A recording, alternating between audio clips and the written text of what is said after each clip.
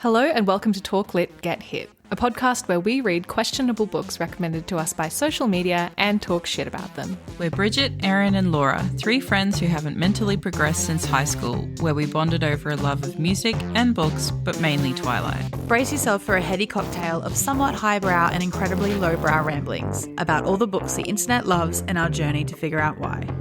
Welcome to the March episode of Talk Lit, Get Hit. This month we are travelling back in time to a world of honey wine and unsolicited giant wooden horses. For the month of March we are exploring the genre historical fiction and charging forth into The Song of Achilles by Madeline Miller. It is a book that promises to be fast, true and incredibly rewarding, but we'll be the judge of that. Bridget and Erin, hello, hello. Hello, hello. Oh, it feels so nice. How have your months been? Good. It's been busy. I've done 3 concerts this week. Bloody hell. I know. What have you even been going to? So the punk band NoFX did their last tour ever. So they did 2 nights in a row in Brisbane. So I went both nights. Amazing. And then a show just in town last night. So 3 days in a row of concerts. Amazing. Almost as rock and roll as when Bridget got COVID at the Ed Sheeran concert. Oh my God. Someone said this to me, I think it was Maddie the other day. She was like, yeah, remember when you got COVID at the Ed Sheeran? It's like, Laura, you have spread this misinformation. My reputation is ruined. Slander. What It's a funny rumour to have. Whatever. What about you, Bridget? I have gone back to work, which is very exciting, and that's about it. Trying to find outfits to wear to the theorised tour and planning hire cars and flights and all of that stuff. So I guess by the time this episode is out, I'll have already gone, but we're recording a bit in advance. You got a Very haircut? exciting. It looks very yeah. nice. My sister cut my hair and then my brother's girlfriend dyed it. So That is not where I thought that sentence was going. Very glad that it was on the end there. February will be a big month for us because you've got Taylor. I'm seeing Blink-182 a few times. Laura and I are turning 30. Big month all around. Yeah, the big 3-0. I feel good. All that I hope is that I go grey in a very classy, sophisticated kind of way, and when the time comes, it's very cheap for me to become blonde. Why do you think you're going to turn grey at 30? I don't know, just like how the stork comes and delivers the baby, then he comes and gives you the grey hair or something. I don't know. It is what TikTok would have you believe, though. Like, this is an untouched face of a 30-year-old. Yeah, life's over, guys. Come on. Midnight on your birthday, it's just boom, instant grey. I can just squint and like pop them out. Great catch up. It did not mean to come out like that. Let's get a wriggle on with the show. As always, we have to briefly discuss how we were feeling heading into this book. I think this is one that's been on our to-read list almost since we talked about starting the podcast, when we were throwing around ideas of like, what have we seen on TikTok? What is always in the Goodreads top lists? This book has been there from the very beginning. So the question on everyone's lips then is, before you started reading The Song of Achilles by Madeline Miller, did you have any initial thoughts, expectations, hopes or dreams? It has been on the list since the start, and I have been dreading it since the start because I honestly had no interest in reading this book at any point in my whole life. Have I ever been interested in mythology or anything like that? And my friend Maddie bought a copy of this when we were overseas, and she didn't get very far into it before she put it down. So I was thinking that our tastes often align and I would be doing the same thing. How about you, Erin? I was really excited to read this. I really like Greek mythology. I had this on my list even before we started the pod. I'd bought a copy and just never read it because I was afraid, because I knew it was going to be sad and I was avoiding being sad. But friends of mine had read it and really loved it, and I trust their reviews on books. So I was excited to read it, afraid to read it, but looking forward to it. I can't remember another book that we've read in recent times. Maybe If We Were Villains, that I was as excited to get into. I think I was also quite excited to read it. I asked for it for Christmas a few Christmases ago, but then it's just sort of been sitting on my shelf, probably because as we've gotten into this podcast, we have been so repeatedly let down by books that are recommended to us via the internet. And I really began to think that this book would definitely fall into that category. So I was excited, but I was a bit hesitant as well. Before we dive into our discussion, this is your friendly warning to stop the episode now if you don't want to have any of the finer details of the Song of Achilles spoiled for you, or if you have sensitive baby ears and don't want to hear too many rude words or mean things. Content warnings for this episode include themes of violence, murder, slavery, abduction, mentions of rape and sexual abuse, self-harm, and war themes. And just before we start, a warning to all Greek mythology fans, Greeks everywhere, Song of Achilles fans, big pronunciation fans. We don't know how to say most of the names in this book, so please be nice to us. We are just little babies. Achilles, the best of all the Greeks, son of the cruel sea goddess Thetis and the legendary king Peleus, is strong, swift, and beautiful, irresistible to all who meet him. Patroclus is an awkward young prince exiled from his homeland after an act of shocking violence. Brought together by chance, they forge an inseparable bond despite risking the gods' wrath. They are trained by the centaur Chiron in the arts of war and medicine, but when word comes that Helen of Sparta has been kidnapped, all the heroes of Greece are called upon to lay siege to Troy in her name. Seduced by the promise of a glorious destiny, Achilles joins their cause, and torn between love and fear for his friend, Patroclus follows. Little do they know that the cruel fates will test them both as never before and demand a terrible sacrifice. Alrighty, ladies, the book is read. We have climbed our Mount Olympus, or whatever other kind of loose Greek mythology-inspired tie-in I can make here. That's There's the a Mount best I Achilles could manage. in Tasmania, I think. A little Australian tie-in, that could be nice. Let's go to Mount Achilles. Cut the shit, ladies. I Please. love cut the shit. If you could give us just a little bit of a taster of how you're feeling after completing the book, I would love it. Bridget, maybe let's start with you. I'm confused about this book. I thought the writing was really beautiful and I can see why people love it, but I was honestly so bored with pretty much everything that happened.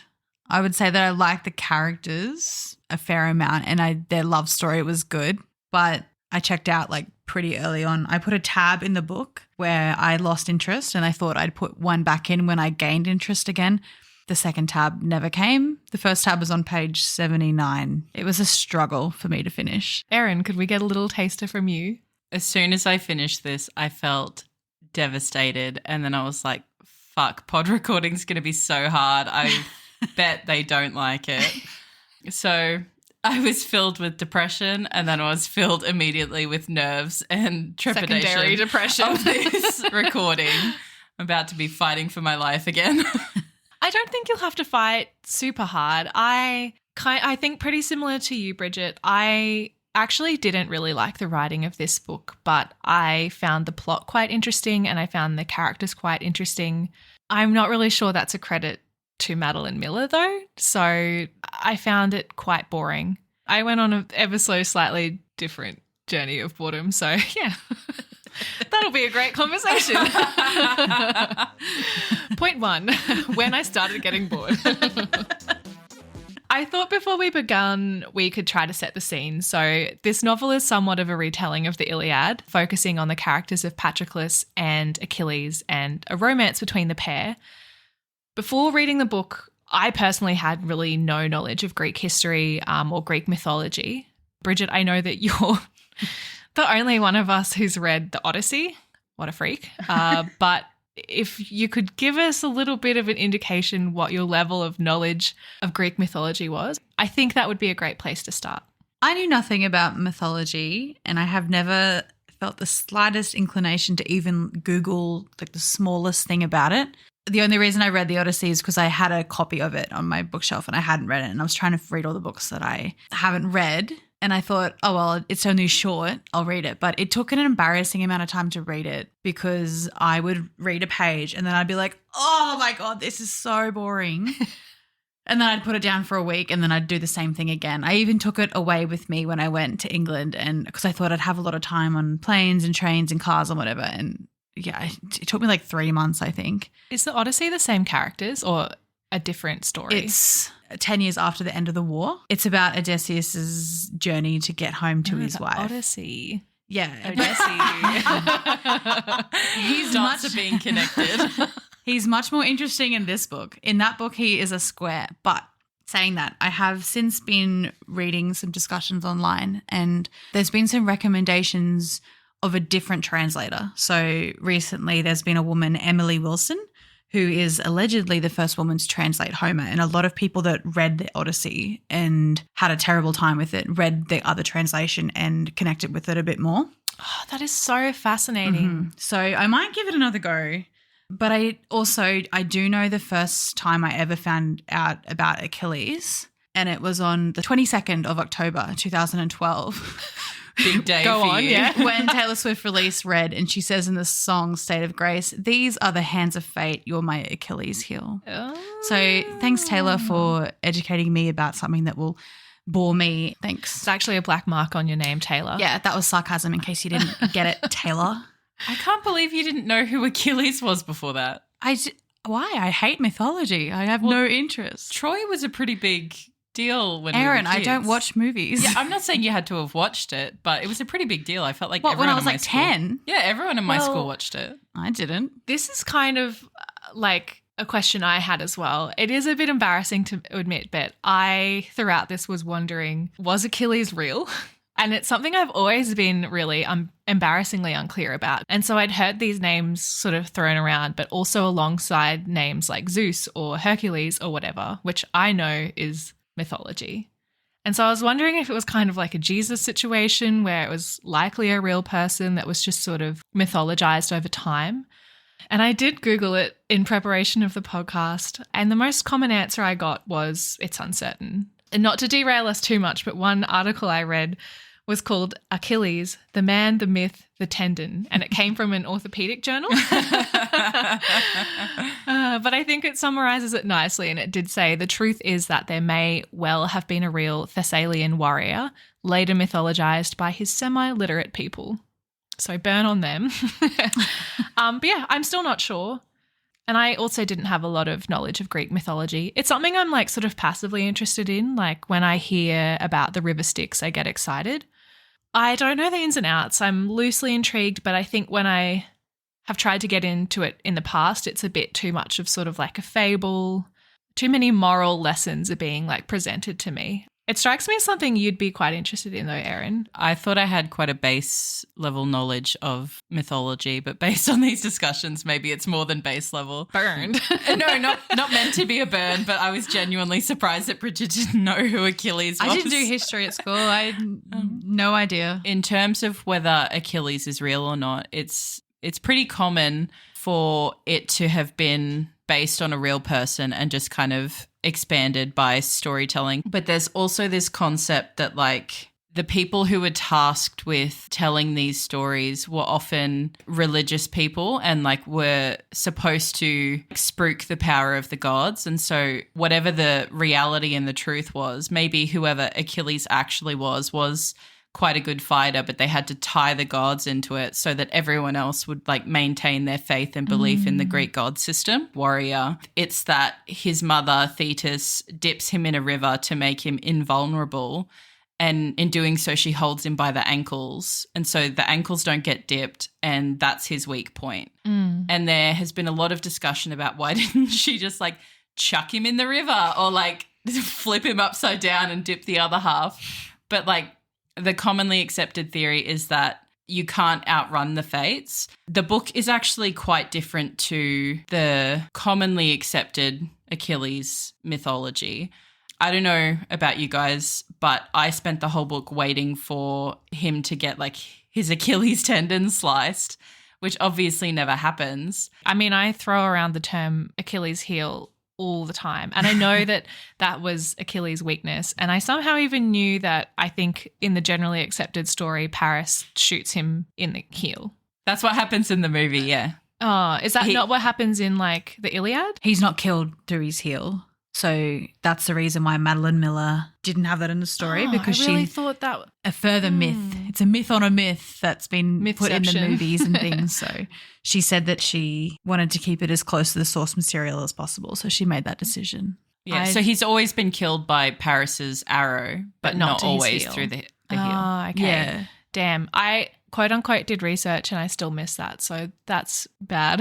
No, it's not. This is I think this actually fuels the point we're discussing here, which is because it's a story told through so many people, through so many generations. There are so many variations that probably the stories they know in Greece are different to the ones we've heard here as well. Like there's always going to be slight variations that feed that purpose of whatever or why ever they're telling the story anyway. If we're talking about the original sort of generally accepted story of Achilles, Patroclus isn't always his lover. That's something that's not always agreed upon. The focus of the story isn't always even on their relationship. That's such a secondary thing to the story of Achilles. It's more seemingly about his rage and his role in the war and his invulnerability or whatever it may be. So in the Song of Achilles, the story begins in their youth. And we get to see that transition from them being boys to, I guess, Achilles more so being a hero and a legend, and as well as seeing more of that romance or relationship between them fleshed out. I think it's interesting that they have never been portrayed as lovers before, and I guess there could be many different reasons for that. But the thing I was wondering is, why would he care so much about the death of somebody when so many other people that are meant to be friends and comrades of his have died? So I think it's a really easy assumption to make. And especially like a few times in the book, they've said that it was common for young men and boys to have a relationship such as that. But when they get old enough, they sort of drift apart. I probably would have done the same thing if I was interested in writing a retelling of it. It's an interesting way of, You were Homer? yeah. Well, it makes sense. Like, it's like, well, why did he do that? Because he loved him. Absolutely. Well, it's been debated for a really long time. The philosopher Plato also thought that they were lovers, but it is widely acknowledged that the ancient Greeks were not shy about hooking up with their mates or whatever. They were known to be quite free lovers. And I think it's really funny when people draw this distinction, like, no, they weren't lovers, but they were really, really close. They were so close. You wouldn't believe how close they were, but they weren't in love. Like, why? Why are they not in love? Yeah, why is that a line you're not willing to cross? Yeah, and it is quite frankly steeped in like some deep, I don't want to say like levels of homophobia, but perhaps like an unwillingness to see that what we think is quite a modern concept in like same-sex relationships actually isn't. Like, it has existed for longer than most of us could even know. And so we put almost a modern viewpoint on quite an ancient phenomenon. And it's something we discussed a little bit in the Red, White and Royal Blue episode when we talked about like all the celebrities and stuff that are theorized to have been gay but never openly gay or whatever. And I just think it's interesting that when you have evidence in this case that is very heavily leaning towards they were lovers, the like grasping at straws that historians will do to be like, no, just friends. I think also part of it could be because he was meant to be the best of the Greeks, the strongest, the fastest, whatever, blah, blah, blah. Some, bros might be a bit offended that their manly role model was actually gay. And I mean, there was elements of that in the book too when they were told not to admit it and stuff like that. Yeah. You wear skirts. Yeah. Winky face kind of thing. Yeah, that being used against him, and then also the fact he had a wife and a child, and so like what was real, what was not real. I'm all for Achilles just living his life. He can do whatever he wants. He was fated for a shit end anyway, who cares? Their relationship in this book, though, was a major talking or selling point about this. And I think it's interesting when I was looking back over the podcast books we've read, with the exception of the Twilight Saga, which is like its own entity. This is actually the oldest book that we've ever read on this show. So it was published in 2011. Oh, true. Yeah. Wow. And I found that super surprising because I was initially shook because my copy is a Bloomsbury Modern Classic. And make of it what you will, but it's alongside books like Eat, Pray, Love, Snow Falling on Cedars, Kite Runner, The English Patient, The Little Friend. So some really popular literary numbers in there. And so it was published a lot earlier than I thought it was. I thought maybe 2016, 17, something like that. And with that in mind, as I read, I was trying really hard to sort of contextualize what life was like in 2011.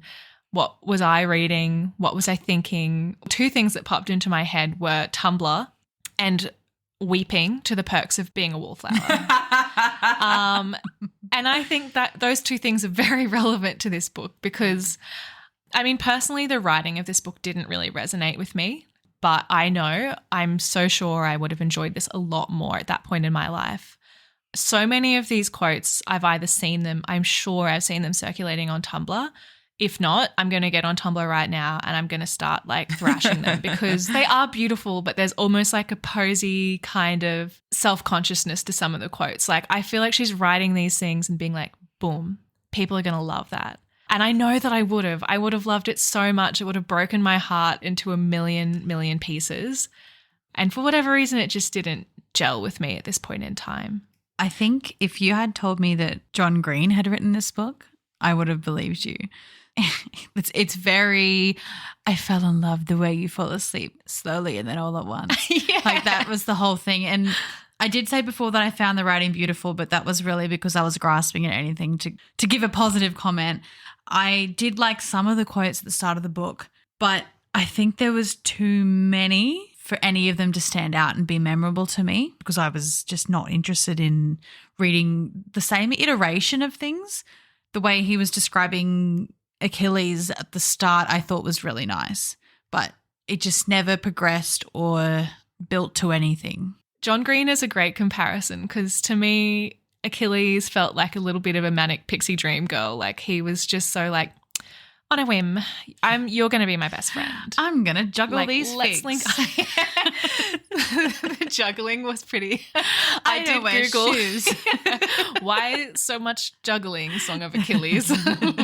I guess they had nothing else to do. That's pretty much what I read. Was like, yeah, they just played games. I'm going to sit at every lunch table in the cafeteria, but none of them are going to be my one true love until you come along. He was the Patrick and Sam for Patroclus's Charlie. I'm so sure I would have enjoyed this book a lot more as a younger person, but I think I was reading it with a bit of a skeptical lens at this point in life. I think it's interesting that you guys were talking about like the quotes that you'd seen and stuff like that, because I know I had seen stuff about this book before, but I couldn't remember any of the quotes. And so everything that like I read I really enjoyed. I struggled with the way she wrote a little bit at the start, and I read this in, I think, 3.5 sittings. The start of each sitting took a bit of work, but once I got into it again, I kind of rolled through it. I think she had a really descriptive way of writing that as a person who doesn't usually like visualize anything I read, I could see so much of what was happening. I did take note of some of my favorite descriptions that they had, like when Patroclus is on the battlefield and he's seeing what the War of Troy looks like for the first time. And he says, "The plains seemed to slew and pound like surf before me." I thought comparing that whole like dizziness of seeing such atrocities to like the way surf goes, I was like, bro, I felt that. I think my main gripe was with the way that she sort of explains the passage of time. On one hand, I thought she was possibly following along in the style of like a retelling of Greek mythology. It was sort of an account of what happened, written in the way that you might sort of verbally pass something down. On the other hand, I really struggled with it because I felt like I couldn't get a grip on how old they were and like things would just pass by. One example of the passage of time is the days passed and he lived, the months passed and I could go a whole day without looking over the precipice of his death, the miracle of a year and then two. Or years passed and a soldier, one of Ajax's, began to complain about the war's length. And I don't mind those things used sparingly, but I found that they were used so commonly, I felt kind of like a bit adrift in the story. Like I didn't have anchors in like what was happening. I just didn't feel rooted in like the reality or the action of the story. I couldn't really care about maybe like the war or the way that Achilles had changed or they'd grown because I was still like catching up to the fact that so much time had passed or such great events had occurred in that period. I think that kind of led to me being a bit detached from the story, but Definitely there were lots of beautiful quotes in between. Like some of those ones that I was saying I would have definitely reblogged were like, I could recognize him by touch alone, by smell.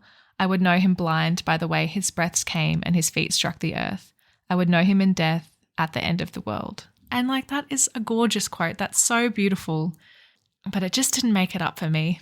In so many of the other books we've read, we've complained that they just drone on about really boring shit. And we're like, how nice would it be if there was a sentence that was like, years pass like this? So I did really enjoy seeing it in this, because it would have been really boring to see chapter after chapter of Patroclus being like, Achilles came home covered in blood. I cleaned his blood. He killed people. I think the only time it got a bit dicey to me how long they were spending somewhere was when they were with Chiron.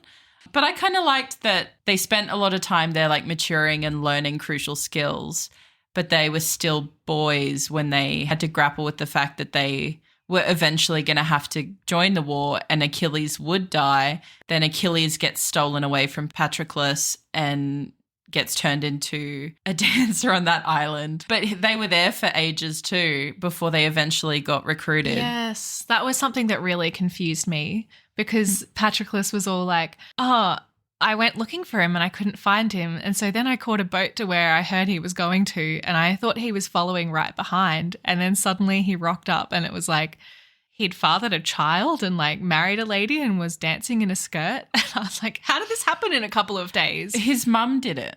His mum set them up. Yeah, I know that. But like I thought he'd only been there a couple of days, and because of like the way that I couldn't wrap my head around the passage of time. Yeah, I would say, I guess the way that travel by sea takes forever is probably not hugely well explained in the book, because it would take forever by boats to get to these places. Not even that the boat took that long. Like just when I was reading it, the phrase was kind of like, oh, I went and asked the servants if they'd seen Achilles. They hadn't. Then I asked his dad. He hadn't either. And then I was so sad and I lay down for a little while and time passed. And then eventually I asked his dad again and he was like, actually, I do know where he is.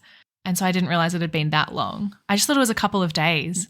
The parts of this book that I especially enjoyed was the story itself and the characters. But I don't know that they were maybe used. I don't want to say like used to their full potential, but maybe like used or explained in the way that I wanted them to be. Because, you know, when we got further on into the book and we did sort of start to see Achilles raging and like losing his mind and desperate to sort of like achieve this prophecy or whatever, and like the friction or distance between him and Patroclus, or the weird relationship between Achilles and his mother, like what a strange, complicated relationship. And I think I wanted something maybe a little bit meatier there. I didn't want it to necessarily be told in this kind of, and then this would happen, but I wouldn't know how I would feel about it for years to come. And then this happened and it made me sad. Like I wanted to be in that action kind of as it happened, I think. And that's hard when it's narrated by Patroclus instead of Achilles, which honestly surprised me when I started this, and because it's not revealed until like a couple pages in that it's Patroclus's perspective. I was like, what the fuck? I'm glad you thought that too, because I was super confused and I was telling Brown about it and I was like, yeah, Achilles' mum is like dumb as, and his dad hates him, and like Achilles has just killed this boy, and he's so, okay, like Achilles has gone to this king's meeting and he's only 10 and his dad's all like, marry this woman, and Achilles really doesn't want to, and Brown was sort of saying, I don't really remember any of this. It's like, that's not in the movie. Okay, wow. I was confused because I thought it was a book about lesbians. I don't know. And Maddie thought the same thing, because I said to her, when are the lesbians coming? I thought it was Are you about thinking lesbians. of Cersei? I don't know, but I was thinking, both Maddie and I thought it was a book about women. So you didn't even know Achilles was a man? No, I just thought he was like a side character. No idea. Bridget, you've lost your damn mind. Well, The greatest of the Greeks is a side character. I'd never heard the phrase "the greatest of the Greeks." I know. It's so funny it's to like think Daisy about. Jones, and they're actually doing a tribute band to Achilles. You know, when you have to do something, like you have to wash up or something, you don't want to do it, and you're like, ugh. That's how I felt reading it. Honestly, the whole time. Was it taking you back to before the coffee gets cold? It took me back, but for a different reason. At the end, when it's narrated by his ghost, it was very much giving the same vibes of like narrated by the unborn baby. I really loved that. Oh. Because it was about how his spirit couldn't settle because they hadn't burned his body and they hadn't laid him to rest properly. Like it reflected that part of their spirituality that his spirit lived on. I didn't enjoy that, but I don't know how else you could have told that story. Like I think it was the only way, because Patroclus had been the witness to Achilles' life this whole time. I enjoyed that it got seen through to the end and then some, but narrated it by a ghost wasn't it for me. I liked the idea that he was like trying to encourage Achilles after he was dead with like whatever power he had. Just the desperation of having no tangible way to access any of these people who heard Achilles' last wishes and still didn't honor them. To see Odysseus, who was never really a friend of theirs, be like, fuck it, you know, we probably should do this before we leave. And even he couldn't achieve it. But then the mum does it. Like, oh God, I was crying. If nothing else, I liked it for that moment with the mum. Achilles' mum had forced him into being the hero his whole life. And then that was at the detriment of his happiness. She never recognized who he loved. And then it got to the point where everything she had tried to achieve had failed and she was left miserable and alone. And she had to crawl back to Patroclus when she said, oh, do you have any memories of him? And he's like, all I have are memories. It's just like him pouring out all his love for Achilles, and that enables her to pour out her love for Achilles. And then she like sets them free. I just thought it was so nice. I had a big cry and then I cried in the shower. I'm struggling to talk about it because I was really quite smug when I first started reading this. And I think maybe Bridget messaged me or something and said like, God, I don't want to read this. I hated the Odyssey. And I had started reading it and I was like, I think you're actually going to be surprised. It's not what you think it is, because I was really enjoying it and I was finding the writing quite beautiful to start with. But then sort of by the time they got to Chiron. That's literally when you checked out? Yep. Yeah, I enjoyed it up to that point. They got called back for the Battle of Troy and shit went bananas with Achilles fathering a child and his mum meddling and that other king. And I really checked out of that section. I found it quite comical and melodramatic, that bit where Patroclus was like, yeah, I'm his husband. And then she was like, that can't be right because he's my husband and he's a man. I really didn't enjoy the initial battle, but then towards the end, I quite enjoy the sections where Achilles' pride has got the better of him and he has that standoff with the king and the girl gets taken from him and he's not fighting for the Greeks anymore. I found that pretty great, but I never would have persevered on my own to finish the book if not for the podcast, so I never would have got to enjoy that. I really enjoyed when Apollo helped Paris kill Achilles. And the way he like just tipped his arrow enough that it was always going to hit him. And like, I'm pretty sure Apollo says something like, you don't even need to aim. Oh, I thought that was so good. I love the concept of the gods intercepting in human affairs because they're so egotistical and arrogant that they can't let these things just be. They just need to be involved and have their stuff done. Like when they sent the plagues through because, I thought that was so good. I think that was probably another point that I was quite invested. And I really loved the sense of like hopelessness and desperation that was really bred in those moments. I think that's when I started to get sucked in because like when I say the story is interesting, I think that's what I'm really talking about. Like this idea that nothing is within your control, that you will lose people that you love over and over again in so many different ways to this thing that's completely out of your hands and all you can do is sit back and watch. And I really loved that and I found it quite tragic. So those moments were a high point for me for sure. I was actually quite emotional when the little Ranger king came and then speared Briseis or whatever her name is. I have no idea. That's the first time I've said that out loud. Like it seemed that she was going to get away and she got into the water and it's like, why would you think that you could swim in the water? Like it's never going to work out for you. That was quite tragic and sad. He was such a little bitch. I really didn't like him. And he like came through like, no, my dad's not gay. I love a creepy kid, so I did like that character. But again, like I felt probably that I checked out a little bit again now that it was no longer about Patroclus and Achilles. I liked the fallout following the war to a degree, but again, a book is only as good as what you want it to be, I suppose. I didn't want to hear about him too much. I just wanted them to be sad in a different kind of way. My interpretation is you wanted it to be a bit more tangible. Yeah, and I think like what we were saying earlier with those observations Patroclus has about Achilles, like although they're very beautiful, they come so often that they kind of lose their meaning. I interpreted it as because he's like half god, there is something like undeniably appealing about him just by nature. But I think we were perhaps looking for something a bit more human than instant love or instant attraction. That's a great point because I think I really understood why Patroclus was just relentlessly pining after him. He's this lonely, like a really sad character, and I did quite like his character, the way that he has never known love or family or companionship, and I loved what his character became. I loved that he found a purpose outside of Achilles and he found friendship. And I loved that he became a hero or the best of the Greeks in his own way. I guess I struggled to see what Achilles saw in Patroclus. And I think I really missed those moments of discussion between them or interactions between them that weren't just kind of like, and then we spent a summer in the sun and I knew that I loved him and the pink soles of his feet. Like, there didn't feel like there was as much give and take. And so I don't know did you have an interpretation on what he was getting out of it? I was wondering if it was just because Patroclus was telling the story and he doesn't really hold any importance in himself. And so I think if we had heard the story from Achilles' point of view, then we would have heard about the reasons why he loved Patroclus. But I think Patroclus thought he was a boring guy. So he's like, why would he like me? Why would I talk about me when I can talk about him? And his golden curls and pink feet, skin on his ribs. I really like the comparison as well because when the fate changed and it's like Achilles will die after the best of the Greeks die. It's the second best of the Greeks or whatever. And I was like, oh my God, who's second?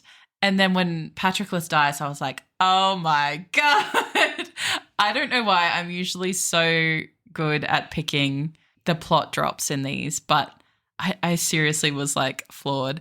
And I was like, I can't believe he's going to die now. And then when Achilles went crazy and was like dragging that dead body around, I was like, shit is fucked. Yeah. I thought, well, Hector hasn't done anything to me was repeated over and over again. So then I thought, well, Hector will kill Patroclus, Achilles will kill Hector, someone else will kill Achilles.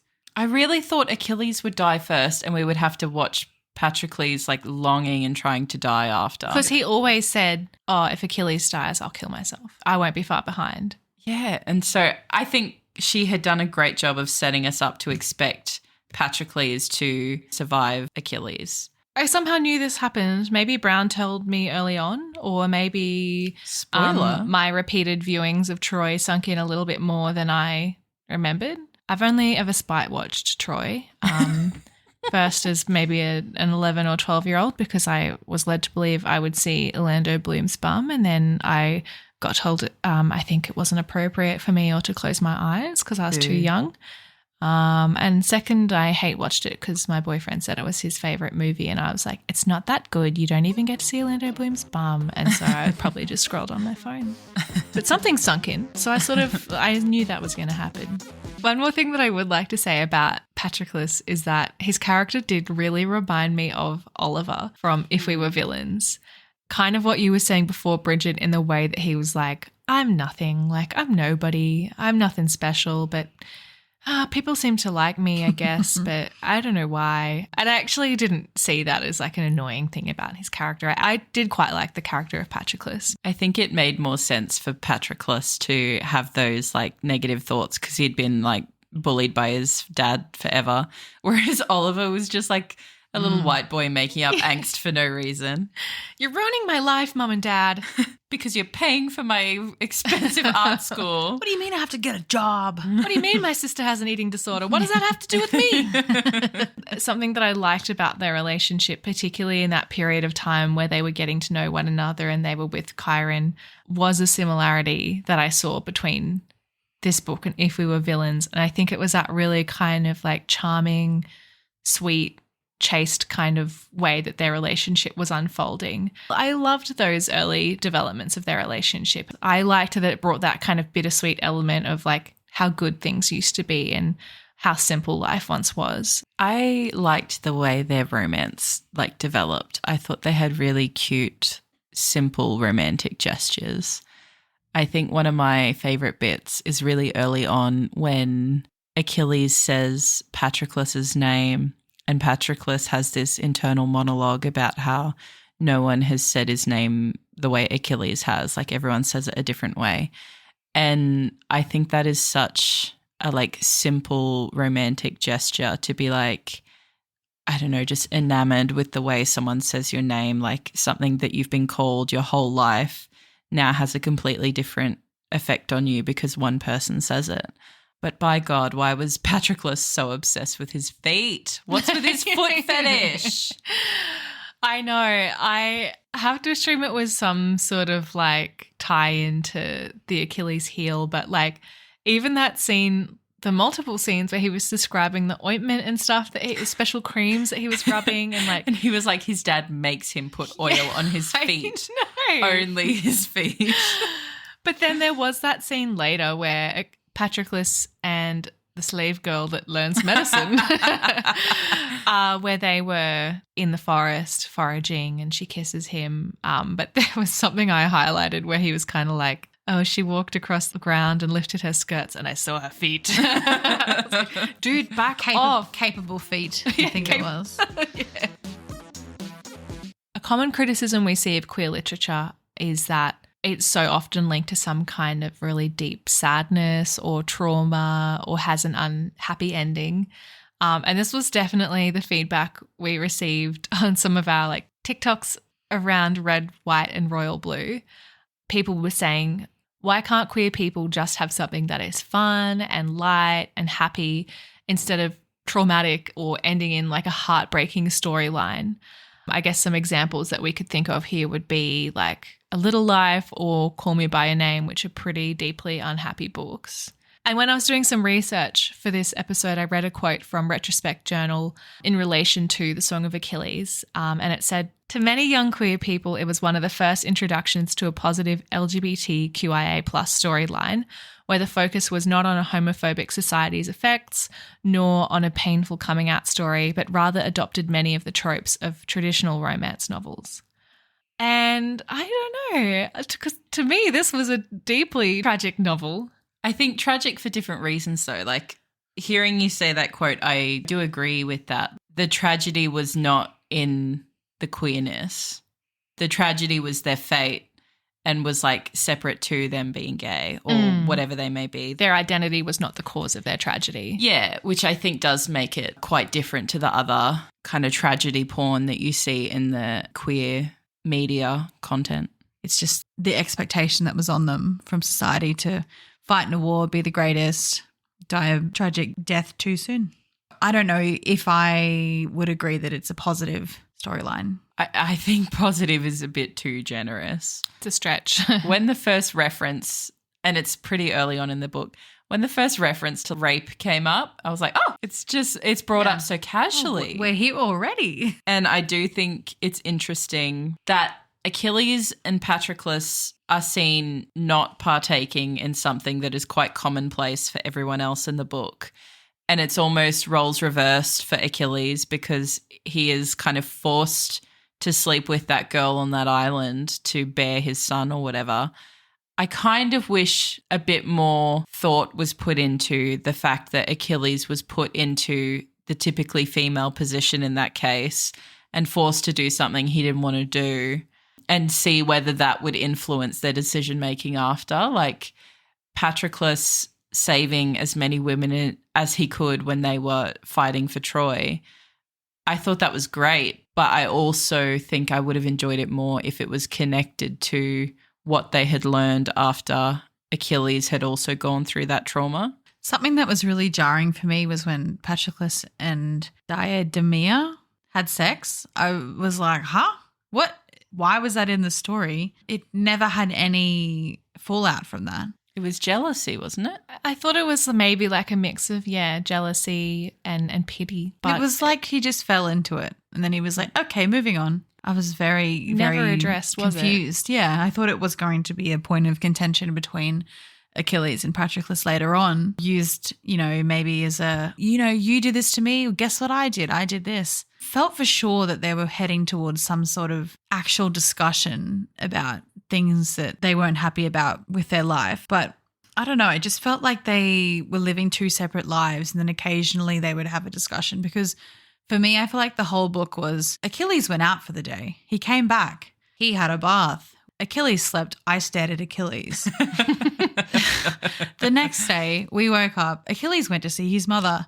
He climbed a tree. We came back. And then when they went to war, Achilles went out. Achilles came back. He was covered in blood. We cleaned him off.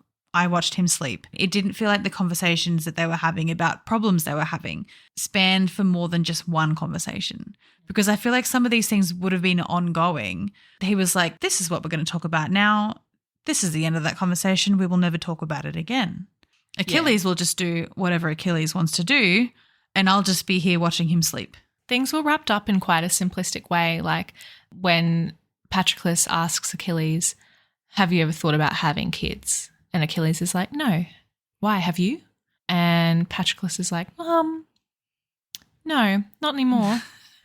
And then that's the end of that. But Tick. Yeah, it was an interesting scene, but something I would have liked to see more of. I don't know if I would say that I didn't like Patroclus, but I did get a sort of Pharaoh vibe from Patroclus because it was a bit like, and I think, Laura, you said this in one of the A Court of Thorns and Roses episodes, I just ran. That was his vibe. Whenever he had like an idea or something, he was like, oh, I just ran and I went and I said this and then everything was fixed. And then I just ran back and then I told him that this happened and then this happened. And I just feel like it was a bit Pharaoh and everything always worked out. I mean, until he died. But, Rip. you know, everything worked out for him and it just never went further than skin deep for me. Like I feel like he had things that we could have maybe delved into, but we just never did. Maybe it's just not that kind of story, but I would have really appreciated going further into his feelings about whether he was jealous or whether he was looking at it for curiosity, because it just sort of seemed like I was pushed into a room. She pressed herself up against me. I couldn't get away. And then we had sex. And then I just ran. And then I just ran. And that was how I felt it was to me. But maybe it's just not the style of book. But I would have appreciated a bit more analysis of his own actions and actions of other people around him. Yeah. It was like he came to these realizations and decisions without sharing any of that decision-making process. And so it just seemed a bit too convenient. Always have the right answer without seemingly any thought behind it. I think that's a great point. And you mentioning Akatar has instantly made me think that if this book was written for the first time today, I think it would be much longer. And I think this is such a big story that it's really quite a small book for everything that gets covered in this story. And I think the pacing was just weirdly distributed throughout the book as well. Just the amount of passages we read about Patroclus exploring Achilles' home and going through the tunnels and spending days alone in the grove.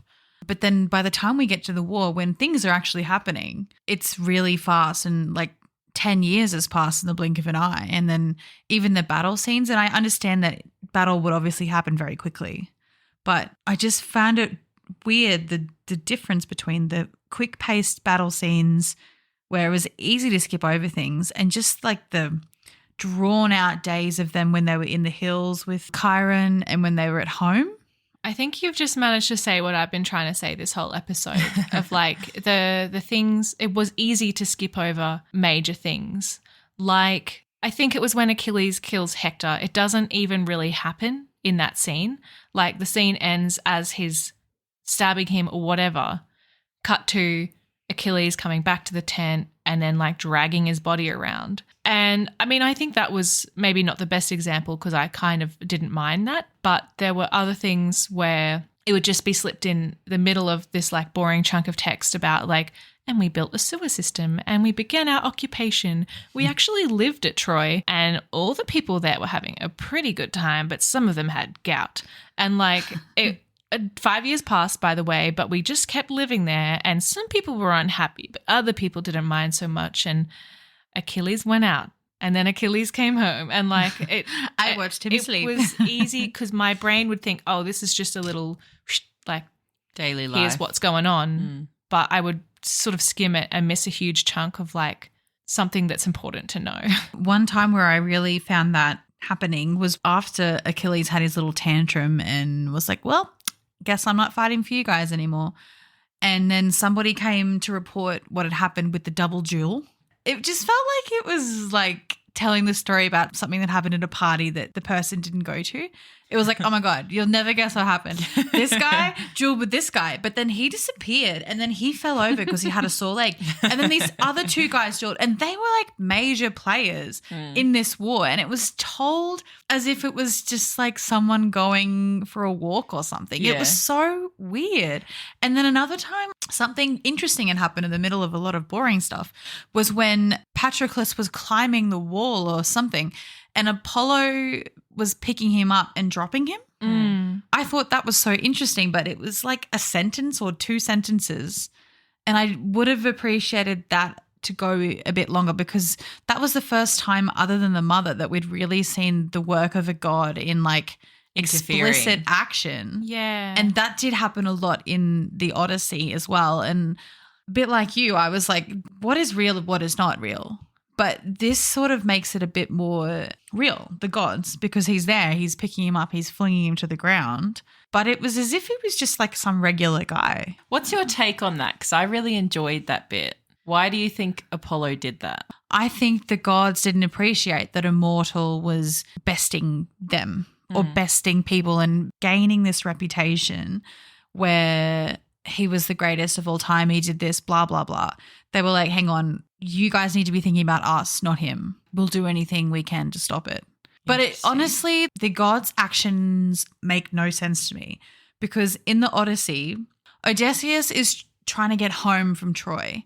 It takes him 10 years because he gets stuck on an island and he has to, in inverted commas, sleep with a goddess for like that whole time. And that whole time he's like, oh, I miss my wife, but I'm going to go have sex with this hot bitch. Like it's like that the whole time. And then he's trying to get home. But at every point, like the gods make his boat crash or this happens because someone didn't do a sacrifice during the war. Something had gone wrong during the war. I can't remember what it was. And so they were trying to stop him from going home, but then he'd like make deals with this guy and this god and this whatever. And so the whole time I was like, what is going on? What is the point of this? I don't understand the point. Like I think with modern major religions, you can understand where they're coming from. Like this is what they're teaching the society that believes in that religion to behave. This is the lesson. Yeah, they want them to behave like this, but I just don't know where the lesson is with the gods. They're like all tricksters. Yeah, and I don't know what they're gaining. I wish that the lore of the gods and which god oversaw what and which gods were honored by the Greeks and which gods were honored by the Trojans and like that kind of thing. You know, it was only ever explained at a sentence level. And I think it would be a pretty hefty tome if you were to sort of set up the lore of the gods as well as tell this story. But I think that was definitely something I was missing from this book, both like in that I wanted to see more of it and also like I didn't understand what was going on because, yes, same as you, Bridget, with that scene with Apollo, I was like, whose side is he on? Like, what is he upset? Why? And like, why has he had enough though? I would love to hear more whispers from the gods and know more of what's brewing. In what I've read, there never seems to be any reason. They just get the shits. When you were just saying then about how it's introduced at a sentence level, if that, it's a bit like the author of If We Were Villains. She has all of this knowledge and she's very clever. She's an academic in this field. She's taught in this field. The book is written for people who already have the knowledge, I think. Like you would get more out of it. But I wonder if it should have been written more as an introduction where the author is writing about these stories in an accessible way for people that don't know anything about it, because then that's a way of introducing more people to the stories and to the mythologies and whatever. Like for me, 5 pages in, there was already 10 names I didn't know, and it seemed like I should. A glossary would have been nice. Yeah. A glossary would have been so good. And there is stuff on her website. I wasn't going to do research before I read the book, because then the story would have been ruined for me. I don't know what is lost with just like a little bit of explanation, just to make it accessible for people that didn't grow up reading or watching or hearing, anything about mythology. The best experience reading this book would be when you do have some foundational knowledge of the Greek gods, because reading it felt so much like Avengers Endgame, when like this god's mentioned, you're like, oh my God, and he's here too, and oh my God, Apollo's doing this. But one of my favorite bits is Odysseus has gone to ask the shithead little kid to honor Patroclus and put his name on the grave, and he's like, nah, fuck yeah, Patroclus has earned nothing, it's all been through my father's name, not his own, blah blah blah. And Odysseus is like, well, look, fame's a strange thing. Some men gain glory after they die, while others fade. What is admired in one generation is abhorred in another. We cannot say who will survive the holocaust of memory. Who knows, he smiles. Perhaps one day even I will be famous, perhaps more famous than you. And I just really enjoyed that. Like, is it a little cheesy? Yes. Does it feel like an after credits Marvel movie scene? You betcha. Like, he has no idea what's coming for him, but I know what's coming for him. Yeah, like even though the quotes occasionally were cheesy, I enjoyed them for the kind of filmic, like cinematic quality. And even though I've been saying I wish there was more or different conversation between Achilles and Patroclus, I did really enjoy, especially in that first bit up to Chiron, how their dialogue was just kind of like, I'm going to bed. Okay. My father says there's a prophecy. What's it say? Like it was a bit strange to read, but I felt like if I pictured it in the context of a movie or something like that, it felt really natural and true to a little, 9-year-old boy or whatever. I think it would be quite beautiful. And I think the movie would do a better job of putting the emphasis on like the more emotional elements of it, rather than sort of dilly-dallying in the middle on like battle strategy and like who's the toughest warrior, and there's a guy named Ajax. Oh, actually, I love Ajax. One bit that cracked me up, and I know it's lore or whatever, but when they went to Chiron and they were kind of starstruck, and they're like, oh my God, he's trained all the greats like Hercules and Jason. Stop, Jason. Jason, what are you doing here? I also liked when Chiron showed up and Patroclus is on the floor and he's like, oh, some guy's here on a horse. And then he gets up and he's like, wow, guy and horse. Horse doesn't end. It was so good. I know we've spoken about Achilles' feet and foot ointment, and it was never fully explained. I was truly baffled by this because it's brought up so much, and it was so frustrating when I was Googling, like, why Achilles' feet, Song of Achilles? Foot ointment, Song of Achilles, ? And everyone was like, did you mean Achilles' heel? But I found this page on the Song of Achilles wiki. And it is every time Patroclus describes Achilles. One example. We were gathered together all day and I could not escape the smell of the oils he used on his feet. Another example. One of these days he sat closer to me than usual, only a table distant. His dusty feet scuffed against the flagstones as he ate.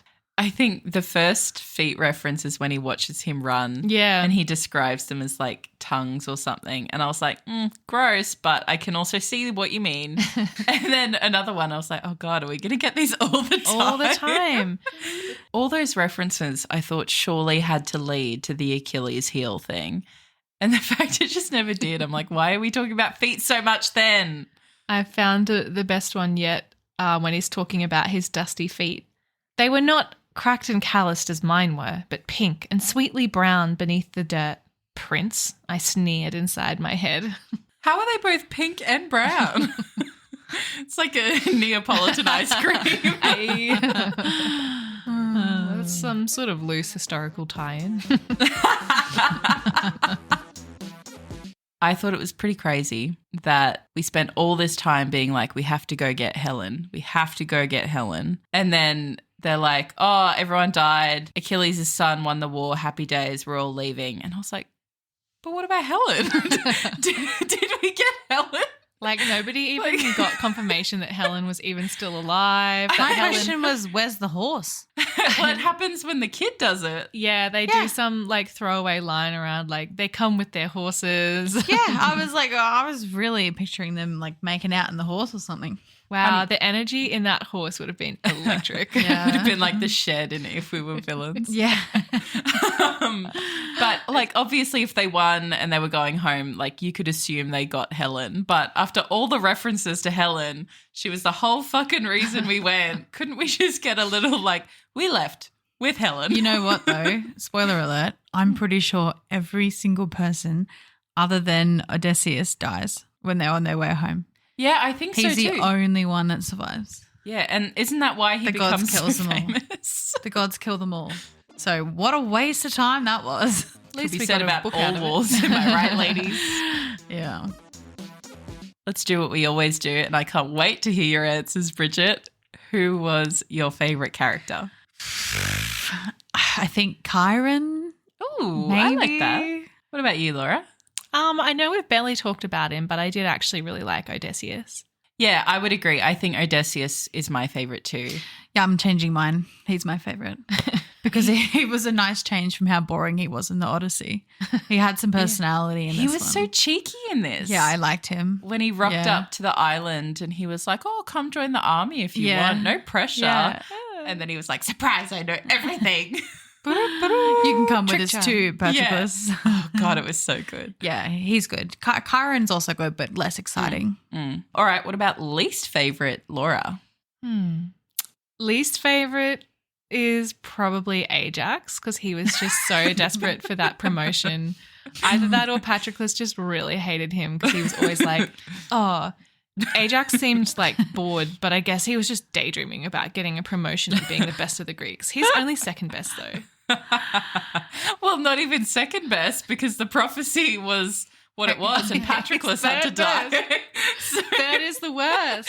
he doesn't even know he's No, not second best. Hector was the second best, but it was best of the Greeks will die. Yeah, best of the something started with M. Best of Meandes Myrmidons or something. Yeah, Myrmidons. Doesn't matter. Now he's third is the worst. yeah. What about you, Bridget? Who was your least favourite?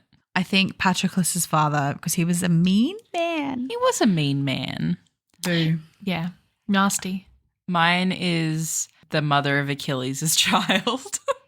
I thought she sucked so bad. She was a real downer. When she was like, me and my girls will dance now and you will all watch us dance.